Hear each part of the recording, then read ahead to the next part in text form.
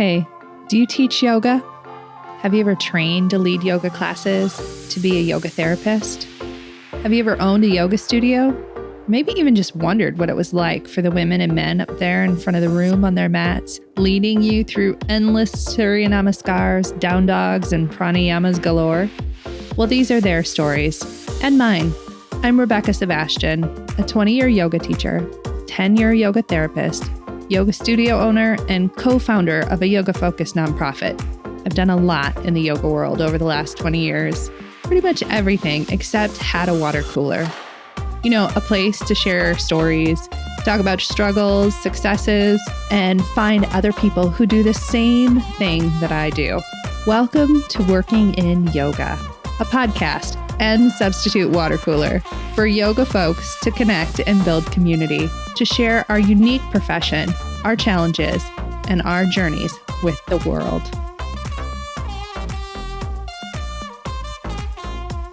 Hey friends, welcome to Working in Yoga. This week I have a repeat guest, Shelly Auld, on the podcast, who is working and using her yoga skills at a school district serving Northern Minneapolis. Shell has work that I think a lot of us might secretly dream of doing.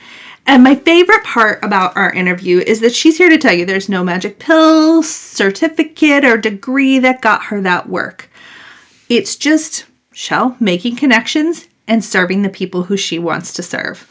These kind of stories for me are very inspiring as I see people taking the skills that they learned as a yoga professional and applying them all over the world and all sorts of different industries, not just the yoga studio model. If you want more stories like this, let me encourage you to go back and listen to my interview with Per Erez last year. Per took his yoga skills and is working exclusively now in corporate settings. The moral of this intro is I want to remind you that other industries are hungry for work like ours. In fact, the more I talk to people in healthcare and education and corporate work and nonprofit work and even the Fortune 100 company I worked for, folks are very aware that yoga, mindfulness, nervous system regulation, and accessible movement are a benefit to their environments. We definitely have work to be had, friends. We just need to shift our mindset about where we can find it. But before we get into this conversation with Shell, let me catch you up for a sec. First, if you haven't already, would you like, follow, or subscribe to the podcast from wherever you're listening? This is an easy way to support me and my work here so that we all have a space to gather around the water cooler together. And don't forget about the back room, the self-led co-creation space for you to take all that you're thinking about from the podcast and put it into practice in your business. Head to the show notes for all the details. And finally, do you want your photos to be featured in Inside Yoga Magazine? One of the things we're working on is a documentary project showcasing photos of our spaces, the before and after of classes, the showcasing of the amazing work that we do. So also, if you're interested in that, find submission guidelines for photos in the show notes as well. All right, friends, let's get into it with Shelly Auld. Friends, welcome to Working in Yoga. Okay, I have a repeat guest on today, and I'm so excited. Introduce yourself, Shelly Auld, and tell everybody who you are and what you do. And I'm so excited for this conversation. I tripped over my words. Yeah, I am Shelly Auld. I am a couple of different titles, but primary time spent is in the wellbeing specialist role in a very small public school district right on the edge of Minneapolis.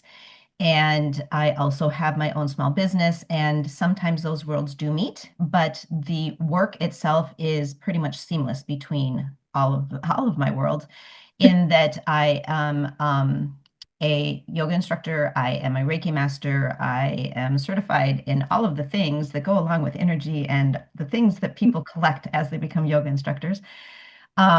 But it all translates into how I do the work within the school district and also the small business that is my iteration currently of building community within my community, as we have seen so much escalation around isolation pandemic and all of that.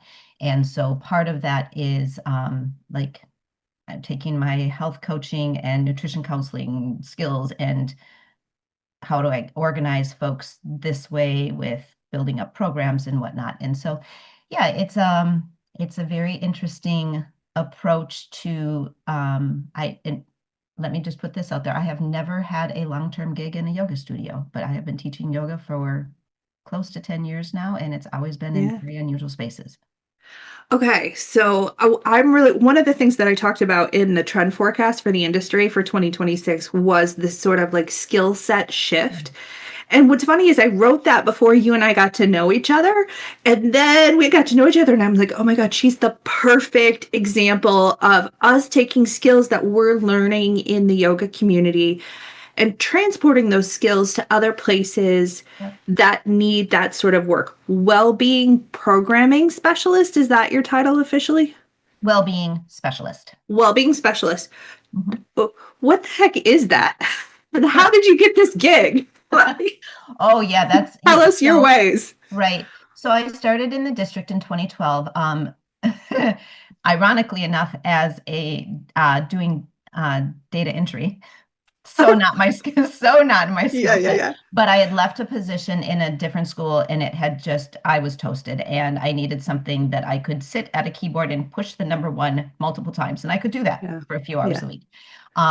It didn't take long, just a couple months in, and my direct supervisor was like, well, wait, you were doing that in that school. We need that in this school. And so it just started to evolve right away. And within about 4 years, after a lot of changes. My supervisor's supervisor moved me into what was at that point called the wellness coordinator position in the school district, and it was very part-time, mostly looking at the mini grants that are in the world for student wellness programming in schools, which was very much based in what are we doing in the lunchroom and gym class. Yeah. Yeah. And this fantastic human that moved me into that role knew already by this point that that was not my view of wellness, well-being, holistic health, because we can see that if your only thing you're looking at is can we increase the number of minutes of moderate to vigorous physical activity that these students are getting, Yeah. and the type of food that they're, and hey, I'm all about movement yoga instructor. I like in the Yeah. US, which means asana, right? So I like Yep. movement. I'm all about access to nutritious food, depending on that biome and what that human needs. All about it. But also, are we looking at social emotional well-being? Are we looking at what's happening around trauma and stress for these students? Are we looking at anything beyond what is their BMI, which BMI is a joke. Like it's not even real science. Like all of these things that I'm pushing back with her on. She knew this when she put me in the role. Like this was not a surprise to her. Um, I shouldn't say put me in the role. That wasn't anyway, it evolved that way. And so that's how it started. And then life happened. I moved into that role 2016, 2017, 2018. The district goes into a major construction project that bumps right up into COVID. And then COVID, we are situated where many of our families and staff members were directly impacted. Could they even get to work following George Floyd murder or get to Yep. school? And we then 9 months later have the Dante Right, where our community has to mobilize, and we have our distribution center that we set up within less than 12 hours, and multiple positions within the district are helping to deliver to families, all of that. Very similar to what's happening now. And then we were one of the very last school districts in the state to come back and from distance learning because our caseload Okay. stayed so high from COVID. And by that point, I was still very much focused on student well-being, but what we were doing is these grants were telling us, okay, here's our programming around student well-being. And I was taking that information and developing like wellness programs that would be cross stakeholder groups. So yes, this is what we're doing to implement for student wellness in the schools. We're going to create this program then where we're sending the exact same messages to staff and to family and to community members, right? And so here's a, sleep campaign, make it out for a season. Yeah. It wouldn't be just 4 weeks to better sleep. It was like, what is it? What is passive rest? What is active rest? What is sleep? What is the difference? How do we like implement this? Did a screen skills one, like, and all of that was great. It also meant then that my attention was across all stakeholder groups, and it's kind of like that wide versus deep kind Yeah. of thing. Yeah. And at the same time, right around when I started moving into this role way back, um, we decided that we had some little bit of funding and they would pay for my a portion of, I had to pay for the majority of it, but they would put some of the funding towards my 200-hour yoga instructor training so that I could do yoga classes with students, with staff, all of this. So even from the very beginning, it was never really intended to be, I'm going to go teach at a studio and be a yoga instructor. It was like, how can we continue to increase the mindful movement practices and programming that we're bringing into the schools, and not always looking for a contractor, but maybe that could be internal. And that's where it kind of came out of. And so I was doing after school yoga classes in 2021, 22, 23. 21 and 22, they were mostly outside because Of we weren't course. using, we weren't using the building or online. And then finally by 2023, um, I told my supervisor, like, this isn't really working for people. They're passing me in the hall on the way out to their car saying, I know I need to come. I know I need to come. I can't.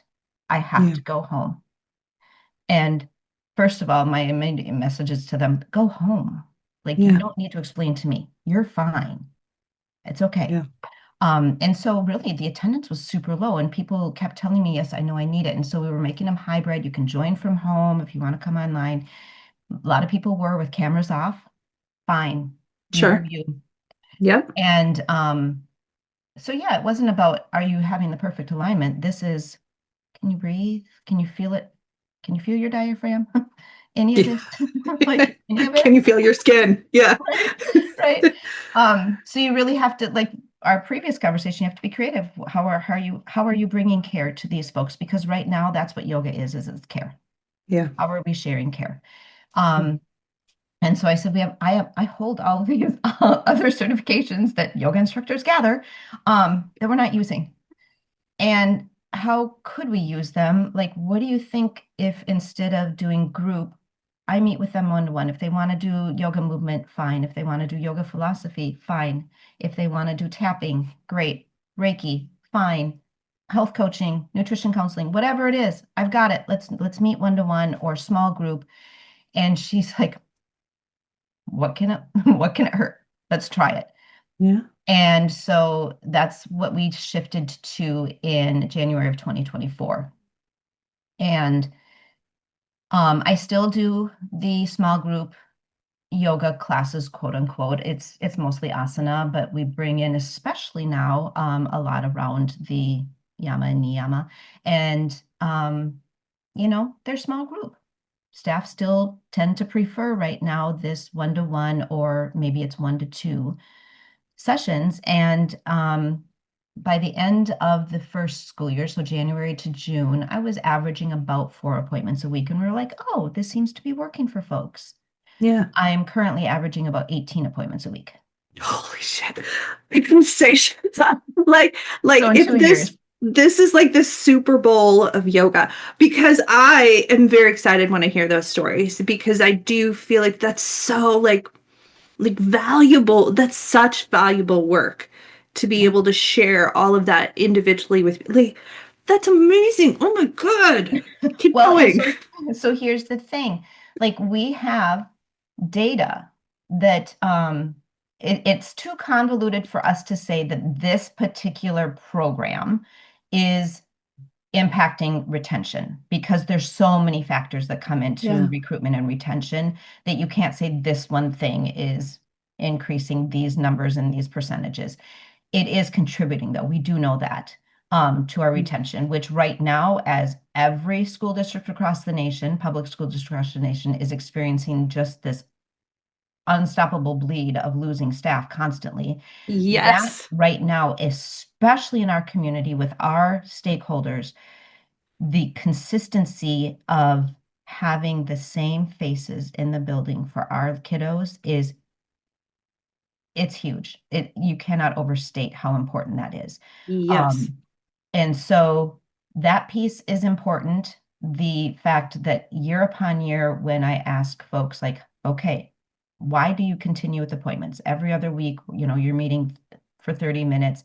How is this landing for you? What is the impact? What does this mean for next year for you? The quotes that we are getting that I share with the school board are, it's not only impacting how I can come back to work and show up the next day, it's also impacting how I'm going home and being with my kiddos that night. Right? Oh, Right? Like I got goosies after I saw the first couple of those quotes. I'm like, this is it. Like this is collective care yes. because without that, you don't have you don't have actual people, humans being able to be human. And that's what education is based on. It's based on, can I learn because I feel like I have a somewhat of a connection and relationship with the person telling me this information. And if I don't, Yeah. that inhibits my learning. If I do, then I'm much more likely to pay attention to what this human is saying and integrate it. The other factor that we have with what is directly related to yoga is like yoga, not asana, is the district after 2020 moved into a model where we have what's called First Friday PD days. So first Friday of most months, we have professional development for Yep. staff. And there's 5 of those throughout the school year. And there is a section from 10 to noon where the staff get to choose an opt-in workshop.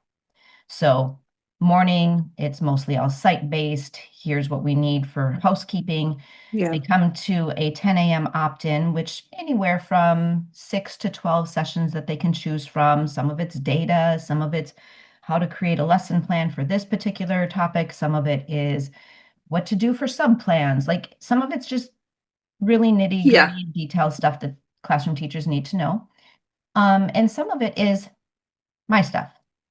And I'm not the only one that does stuff like this, but my type of thing. And so this last week on the 6th, I did a workshop that was called Wellbeing, building a culture of safety, belonging, and care. Because we are a full service community schools model, and one of the puzzle pieces in the full service community schools model is a culture of safety, belonging, and care. Those are words until you do it. And if you don't know how you do it and you don't know how belonging, safety, or care feels for the folks in front of you, you can't have that culture. Yep. And so we talk about this in the district, and the district community schools manager and myself work really closely together. This position was originally born out of the community schools model because health and wellness has always been a component of that. And so we work really closely together. You can't really separate the two in my mind. You can't have community if you don't have well-being. You just don't. If any one person Yes. in that community is not well and the rest of the community pretends like it's not happening, there's no community. Yeah. And at the same time, because of the shared energies, everybody else in that community is also unwell, whether they're acknowledging it or not. Correct. Right? Yes. And so we started with that workshop of, let's define this for us. Just these few folks in the room. What does it mean, whether it's a definition or a description or just how it feels for you? I don't care. Figure what resonates with you. What does belonging mean? And then we I moved love you from so much. we moved from small group into large group, and we kind of landed on this is what resonates for us in this moment, because belonging does not feel the same every place I am with every person I Yep. am, right? Correct. So in this moment, and we were very clear to state that this is what belonging is for us in this workshop. How can you then now take this to your students? Okay, so we have 2 people in that space that were high school teachers. You could do this exact same activity in your classroom at the beginning of the semester and have that be a container for your culture. And come back to that whenever somebody is feeling unsafe in that space. Remember, folks, here's our place. And this is why, because we're moving towards care. Because without care, we don't have relationships, we don't have hope, and we don't have learning. the majority of the content that I brought into that workshop last Friday was based on yoga philosophy. I didn't state it that Of way. course. Yeah. I mean, there were a couple of things that I kind of brought in that I was like, okay, so, ancient cultures and especially from Yeah. Southeast Asia and whatever, like, and I did name yoga in there, but they didn't know that the majority of the content in there was yoga philosophy with, now, of course, because it's education in the US, research-based, evidence-based research that is Yeah. corroborating what this philosophy has already been teaching us. It was yoga. They were doing This yoga. is so exciting because I feel like this is really innovative and it's a way like we currently have a bit of a stagnation as far as like just standard yoga teaching, yoga therapy, like yoga in the yoga space. But the thing I want to emphasize is you took those skills and put them elsewhere and you're doing the good work still. Like you're still our yoga work doesn't have to exist just in the studio model. Like No, it doesn't and no. And when shouldn't. we Like keep it we could there, argue it doesn't, it should not stay it in the should studio. not. Yeah. Exactly, because when we keep it there, instantly there's inclusivity and there's exclusivity that's happening because Yes. the folks that have all of the conditioning that has come over the decades with yoga in the West, all of the all of the assumptions and misunderstanding. I'm just going to try to put it as politely as possible, but anyway, all of that.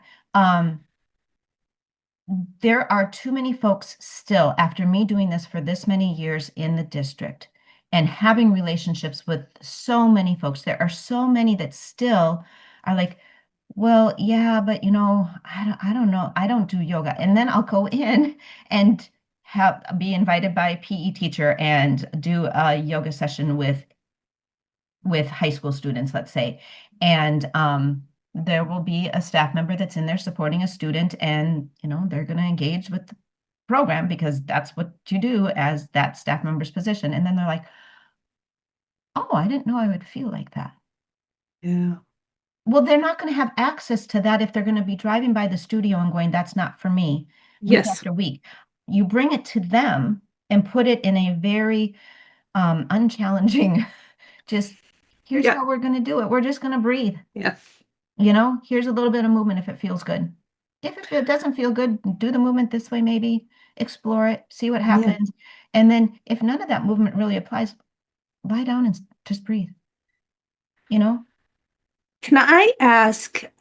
This is a nuanced question, and this is probably like you're one of probably five people that in the industry I think could answer this question, because I have a complicated thought process around yoga for kids, because when we oh good you're nodding vigorously and as you may or may not know, I used to run a yoga focused nonprofit and a lot of work that we did was in school districts, and the problem we immediately saw was that it doesn't matter if you teach kids the skills of yoga and down regulation if they then go home with adults who are not regulated. And so we immediately were like, how do we sure, everybody's built essentially JA for yoga and put it in schools. So like the junior achievement of yoga, which is just, teachers prep time and whatever, and kids get to play and move around. But then they go home with unregulated adults, and it's not fair to say to this 9-year-old, like, hey, so breathe. Like when they have these grown-up adults with more power and influence, and those people hold their housing and their food, who might be angry, have no idea how to regulate their nervous system. So I feel like I want to hear what your thoughts are about that. So many. Okay, so when I referenced this idea of mindful movement and how we wanted to like more fully integrate it internally. So we had received funding through Blue Cross Blue Shield years ago, and it was this big, big grant. They were going to change schools, right? Like how these grants say they're going to do things. Yes. And the project that we landed on for our district was mindful movement. One of the main, there were a couple others, but one of the main was mindful movement. And it was a 4-year grant. Oh, And wow. yeah, it was pretty intensive. And so we were working with a contractor, and that contractor really set the stage for us from the beginning, saying that no, I'm not going to start with going into the classrooms and doing mindful movement with students. We're Okay. going to start with having cohorts of staff get trained and have a personal Nice. practice. Yeah. And once they have a personal practice and knows what resonates with them, then we will work with some coaching on doing it in the classroom. And that has been, I didn't maybe quite totally get it at the time, but that has been, yes, this is how we do things, because Yeah. you're talking about those students going home. I'm talking about those students leaving the PE class from me and going into the next class. And Yeah. immediately. And so this is, I do not do a professional development workshop with staff when I do without talking about the idea of what you hear so often in social emotional learning across this country around co-regulation, Okay. and hearing over and over, well, yes, but our students don't know how to co-regulate anymore. The students are co-regulating. It is an unconscious Yeah. Yes. What do situation. you mean? They are co-regulating because their nervous system isn't able to do anything else without some sort of Of intentional intervention that they haven't been taught. course. And so, if you're saying they're not co-regulating, what you're actually saying is that there are behaviors or energies or whatever that make you uncomfortable and you want them to change. But the reason that those behaviors or the whatever are happening is because their nervous system is responding to the environment in which they are currently existing. And that nervous system is telling them this is the energy vibration that we must currently match, because this is the energy Yep. vibration that is in this space. So if we want to change that energy vibration so that their nervous system doesn't need to match that, then we need to change the nervous systems of the people in the perceived positions of power. Because that vibration energy is then going to tell the nervous systems of the folks around them what is in this space. And that does not mean that when we have students coming in with high levels of ACE scores and extreme trauma, that that's going to completely override everything and we're all of a sudden riding unicorns over rainbows. That's not how it works. Yeah. But if they are doing a 45-minute yoga class in PE with me, and then they go into another classroom where the energy vibration of the nervous system of the person in the perceived position of power is incoherent with what they just experienced, Yes. they then, if it's a high schooler, might after a few sessions have the awareness to breathe, get through it or whatever. The littles, They'll match energy. they're going Yeah. to match energy. Of course they are. They're going to match energy right there. And they might be able to express, I felt better here and I don't feel better here, but they can't necessarily, without the support, be able to completely do it. So, yes, even before they get home, that's a whole thing. So, we have tried numerous times and we have had success a couple over the years doing parent cohorts and having parents come Nice. in. Yeah. I did not run any of those personally. There were 2 times that we had success where we had parents that came pretty consistently for like 6 weeks, and went through real basic, like resetting nervous system, breath, Yeah. all of the things. And also, if we weaponize mindful movement, which has been, and I have a whole workshop on this one that I do of the intersection between mindful movement and social emotional learning for anti-racist practices. Because if we are using mindful movement as the weapon of sit down and be quiet because it makes me, the adult in the room, more comfortable, that's not mindful Yes. movement. That is cohesion. Like Yeah. you are not, mindful movement is not meant to be used to make you feel calmer as the adult. It might be it might be the effect of it, but that's not what it's for. What it is for is helping our youngest humans begin to learn as early as possible that I have some autonomy and agency over this one piece. Yep. And I might not always know how to get there, but here are some tools that eventually, after a few years of consistent adults in my space, reminding me that I have these tools that when I get to this state and I don't feel comfortable in my belly, or I'm so angry and I'm not sure what to do about it, which that's a whole nother workshop around boundaries and trauma, then I can maybe come back to my breath when I'm a third grader Yeah. and be able to find the emotional vocabulary to express. That's what it's for. It's not for you to have a calm classroom because it makes you look good.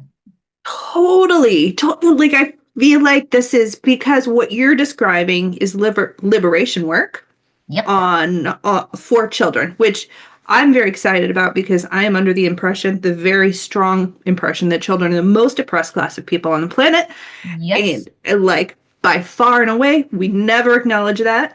I mean, I sit down with my kids and I talk about like, hey, are you seeing how people treat you? Do you Yeah. understand that that is Yeah. the work of oppression? That is a Um, boundary violation. yes. Um, and I think what's interesting is because you're also outside Minneapolis, right? And we are talking. We are, so our district does serve North Minneapolis. So, like, Oops. we Yeah. are Minneapolis, we're Brooklyn Center, and it's this teeny tiny little dot tucked between these mammoth school Yeah. districts. But yes, we are Brooklyn Center, which is a first ring suburb of Minneapolis, and the line is very blurry. So can we like scale out, right? So you're teaching this skill set to small humans in a school district in Minneapolis. And also, Minneapolis people are fighting ICE right now on the ground in Minneapolis. Again, this is that same sort of co-regulation nervous system work. Again, as adults, we're fighting for our freedom off of the oppressive tyrannical structure that is the Trump administration and ICE coming in. Mhm. Can you make some connections for me? Can we like build some bridges? Because as I sort of referenced this before we hit record, but we're very good at individualizing a lot of things in the yoga space. Like we're excellent at understanding individual trauma and then maybe coming into the room and co-regulating with everybody else in a yoga class and then going about our business. But this is collective and I want to Mhm. talk about that too. So, and I Yes. know you do too. So go. Yes. So I have two thoughts on that, two examples. One is the workshop that I referenced last Friday. So I have a couple high school teachers. I have a couple preschool teachers. I have two front office staff. Like this is for any position in the district, right? So I have a very broad mix. I'm not just speaking to we're going to do these skills or do these practices. So maybe get some skill development in this 2 hour thing. And then you're going to take back and figure out what makes sense to implement Monday morning. No, this is way more, again, going back to that creative conference conversation last fall. How am I going to match this content to all of these different needs based on their position? So I have two folks in there that are front office staff. They're the first faces when ICE Yeah. shows up. Yeah. They are the first voices for parents that are obviously heightened. Yeah. They are the go-between between administrations and teachers and outward community and all of this. They're hurting. They're Yes. hurting in a very different way than the pre-K teachers that are holding space for our littles that are coming in with having nervous systems vibrating at the level of fear because that's what they've been surrounded by, right? All of these are real. None of them necessarily worse or more important than the other, but you need to recognize that even if you're not in the classroom, recognizing for yourself, what does it mean for me to feel safe, feel like I belong, and feel like I have care? What is required for me to get there? And if I don't have that and I don't feel like I'm well, because if you don't have that, you don't feel like you're well, Right. how am I going to do my job? And so we had to break those things down. And one of the activities that we did in that workshop was here's a little handout, 8 dimensions of well-being. How do you feel right now? And what do you do to mitigate that within physical well-being or mental emotional well-being or your relational well-being? Like, what are you doing to release that stress, release that fear, so that you can find a little bit more equilibrium in these 8 dimensions of well-being.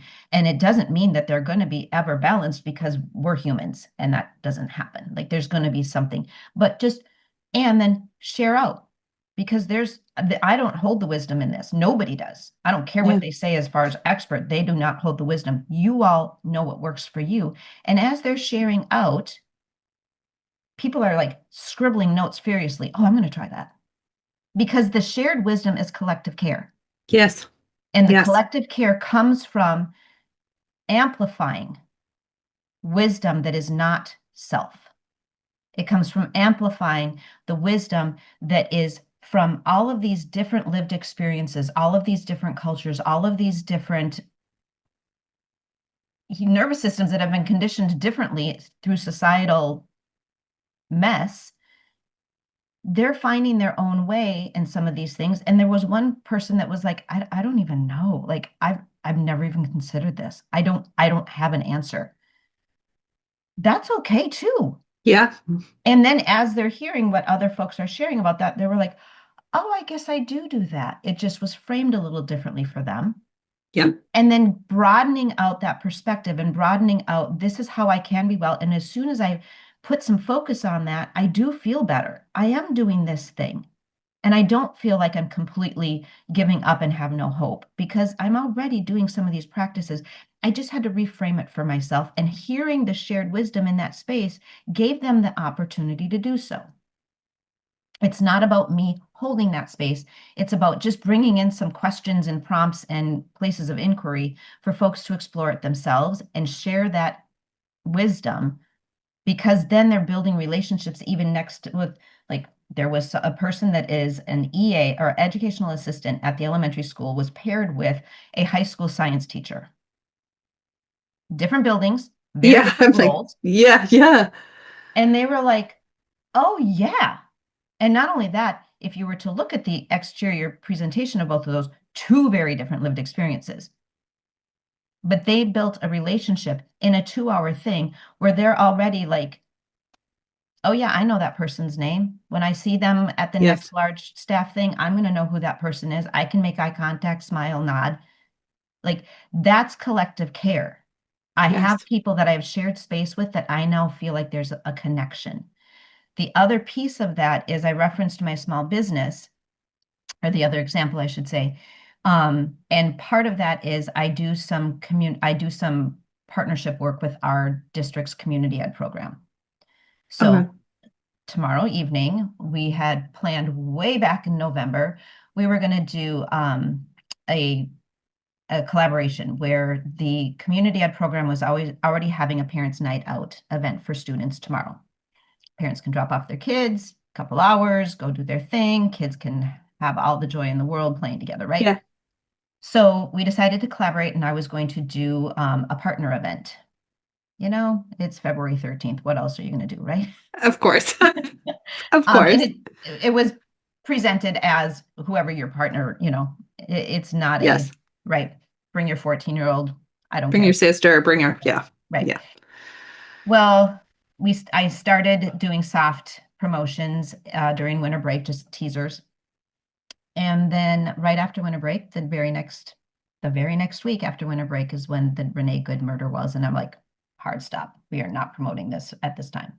So I didn't do any promotions. We didn't do anything around it for about 2.5, 3 weeks. And then the last week of January brought the conversation back around, and I'm like, do I cancel?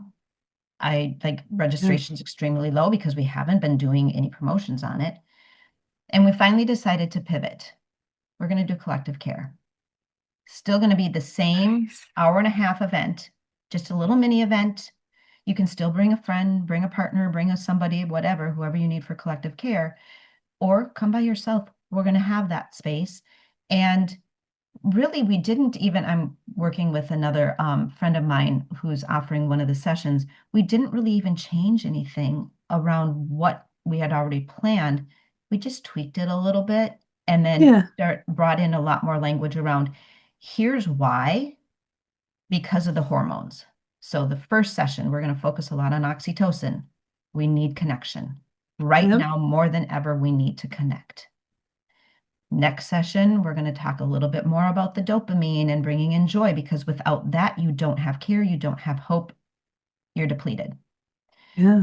And then we're going to finish with a guided meditation and then just a real short mini sound bath, because we have to get to the point where you can rest.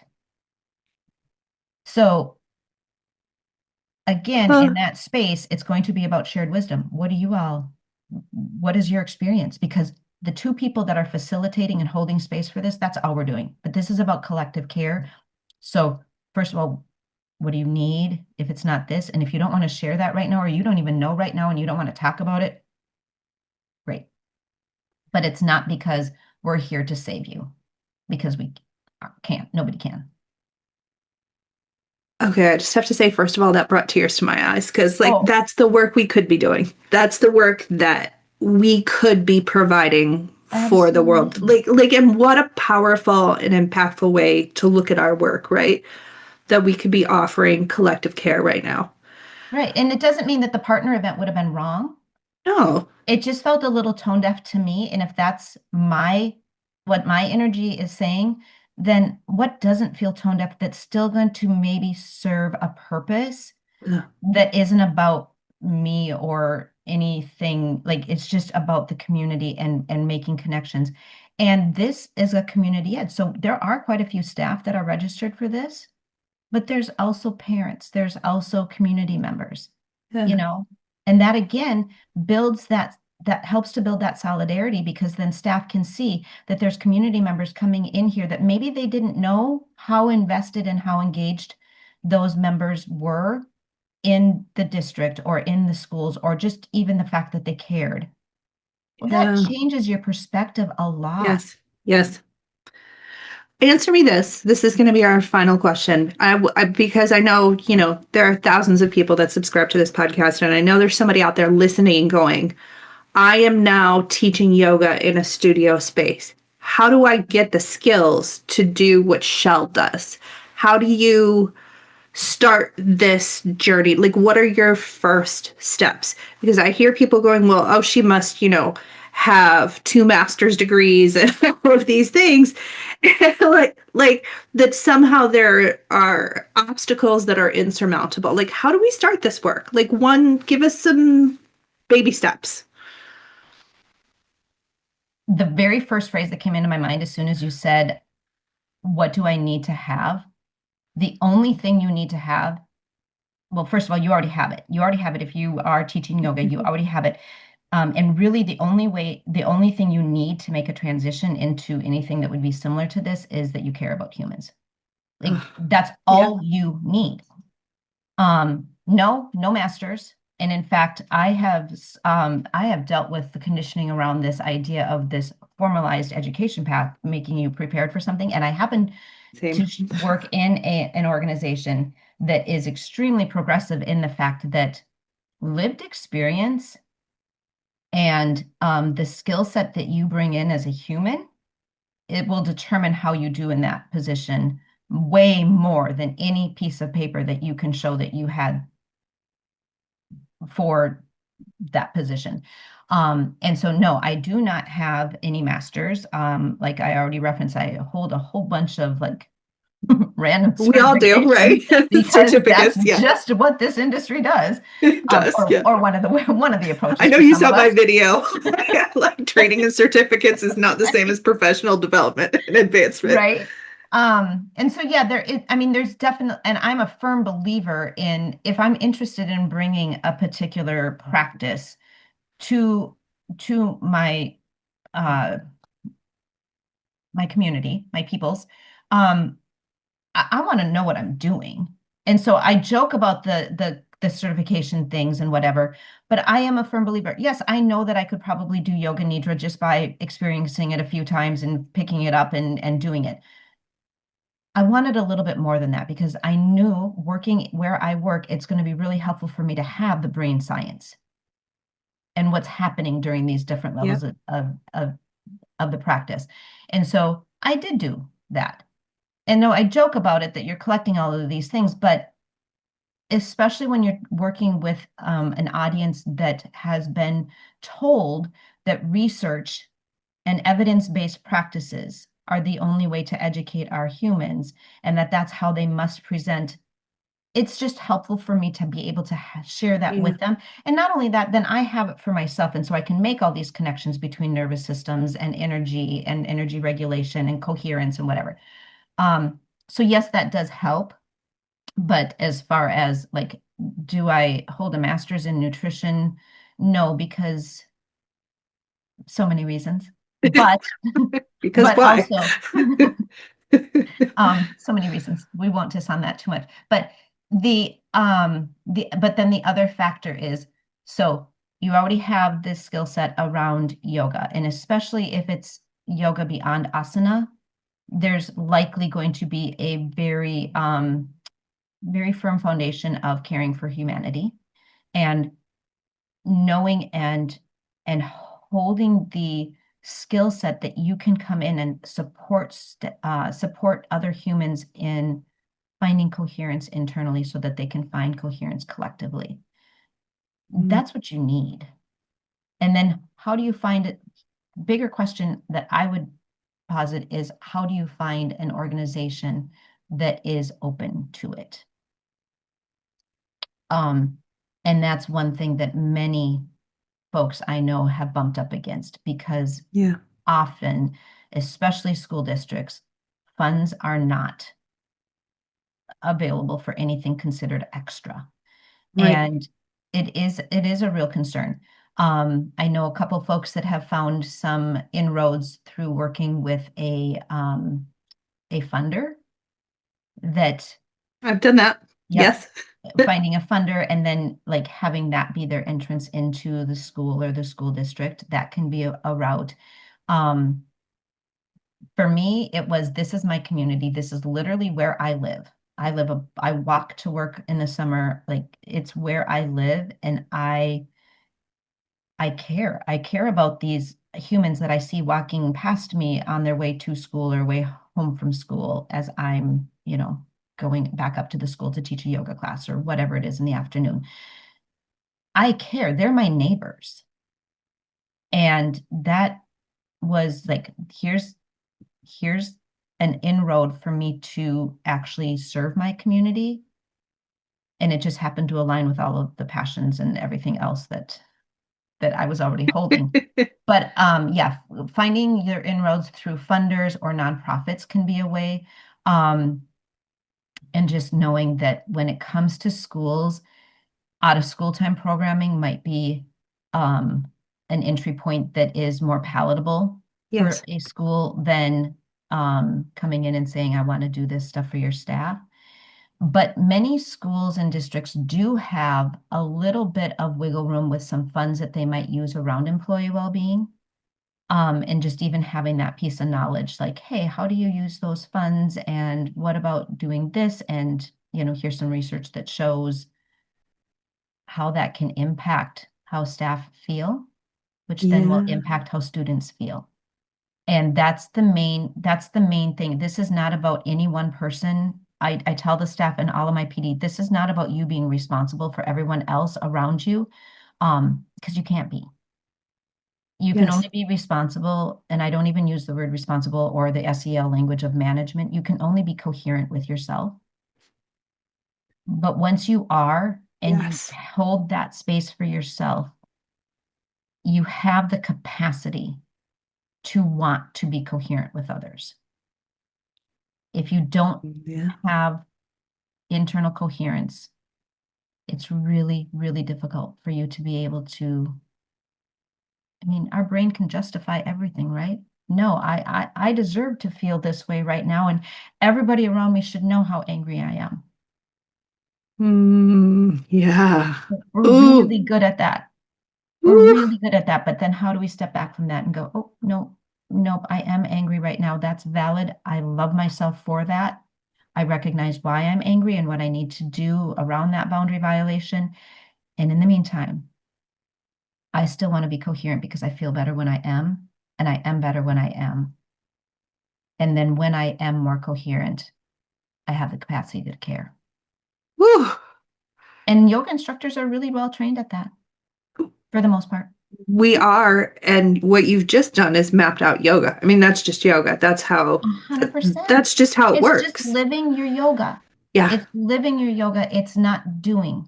And I know that that is phrase is, I know it. I mean, everybody that heard it probably went a little bit in their mouth, right?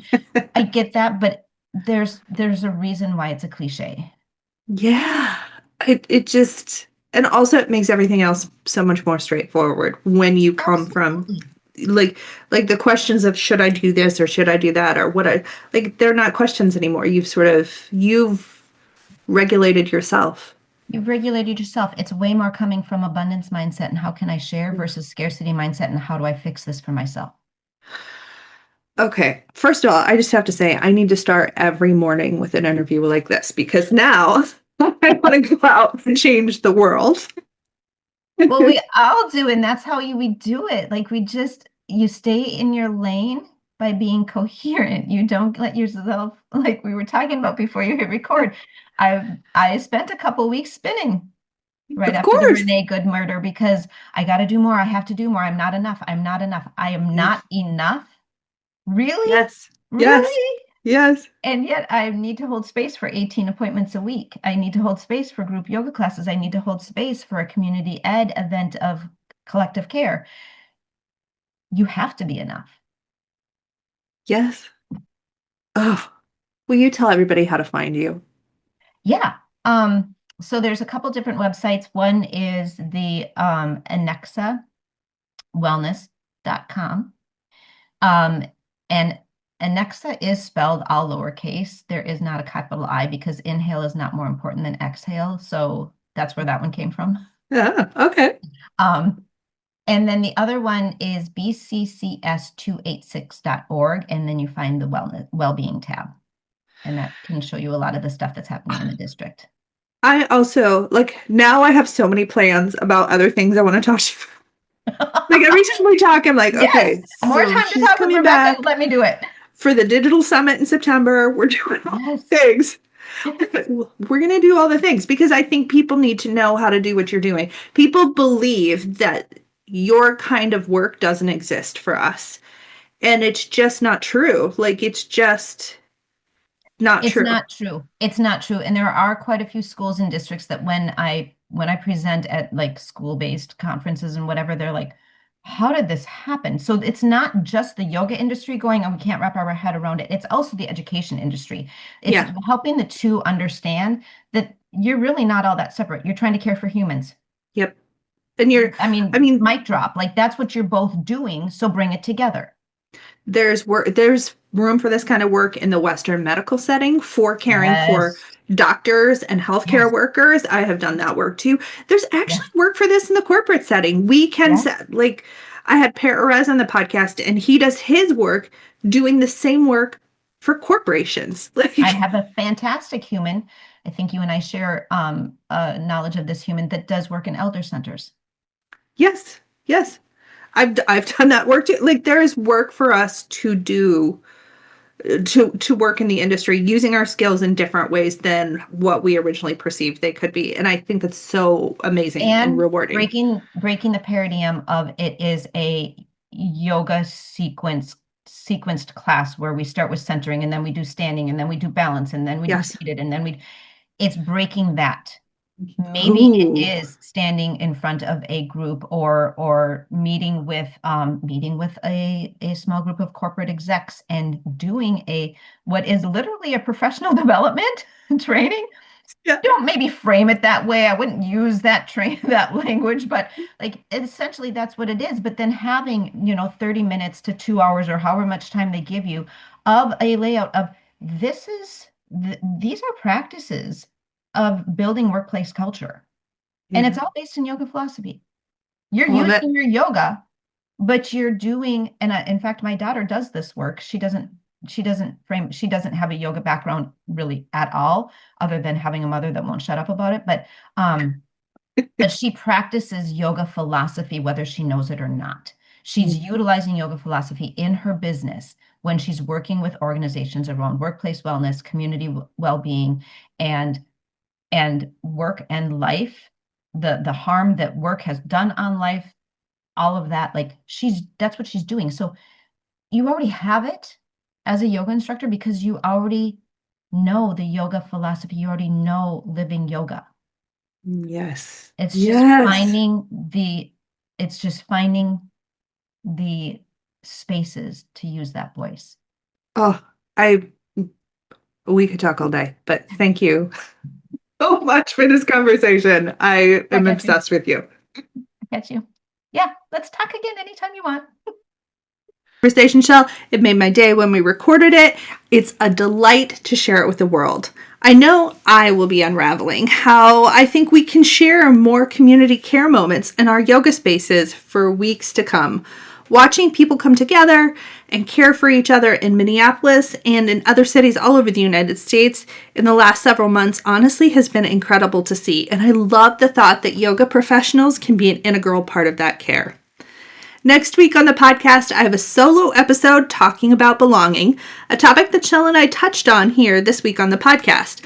I think it's incredibly important that we unravel our understanding of belonging, and that includes reflecting on how we sell it or leverage it amongst each other. Until then, I am so grateful you're here with me, my friends. Let's go get to work, and I'll catch you around the water cooler next time.